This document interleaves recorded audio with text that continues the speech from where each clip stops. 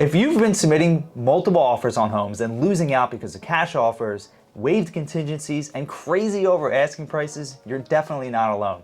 I think it's safe to say that this market couldn't possibly get any worse. And let us explain what we mean when we say that.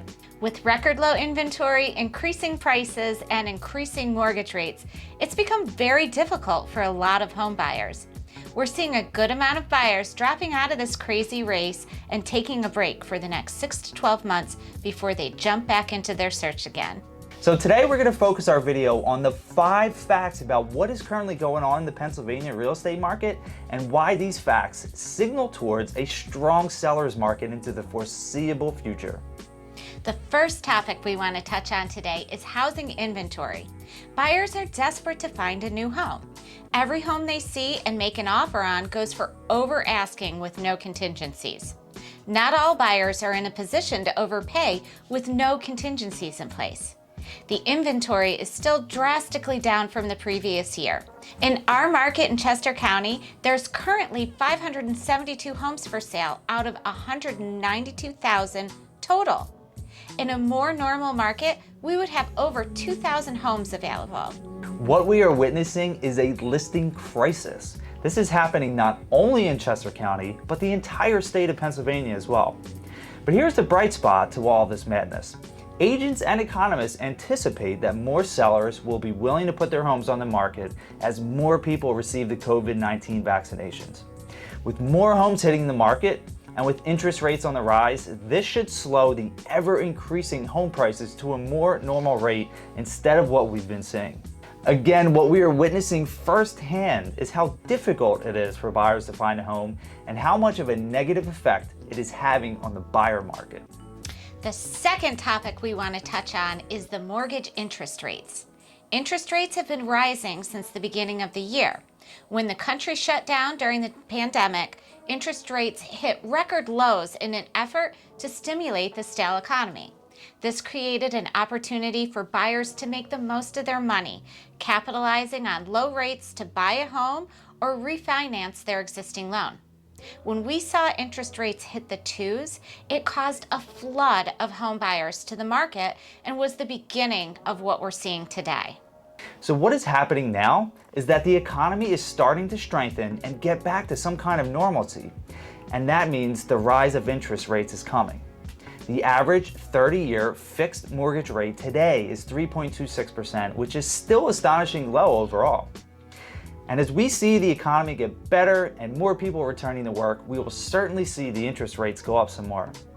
The important thing to realize here and pay close attention is that if interest rates go up, it is still very, very cheap to borrow money to buy a home compared to a few years ago.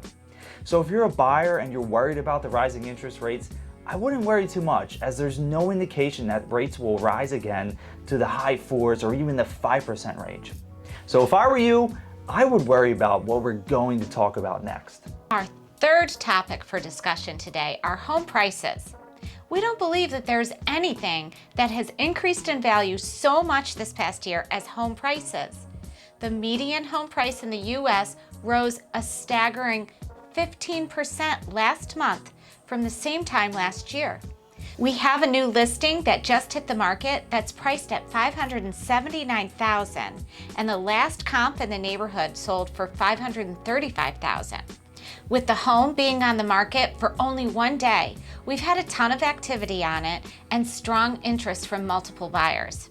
Like many of the homes that get listed in the area, we plan on seeing multiple offers, with most of them at or above asking price.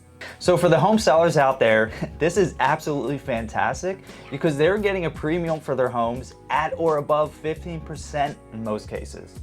In a more normal market, it would take about 3 or 4 years to see this kind of increase that we're seeing over the past year. So the downside, right, and there always is a downside, is that this is pricing a lot of first-time home buyers out of the market. Believe me when I tell you that this is really difficult to get offers accepted in this market, which is what we're going to touch on next. We are currently working with first-time home buyers, and the offers they are going up against don't even seem to make sense, and they don't seem to be true. In markets where you would generally not see all cash offers and waived inspections on a starter home, it seems to be happening more and more. So let's talk about our fourth topic, which is the first-time home buyer market. Recently, we had clients make an offer on a townhouse in our area that was priced at $350,000. We talked to the agent and she let us know that there was a ton of interest and already she was expecting multiple offers. We prepared our buyers to make the strongest possible offer that they could without waiving everything and putting them in a tough position.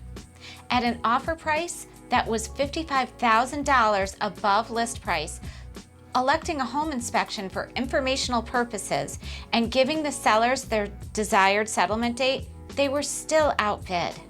And this raises the biggest question for us and for the market.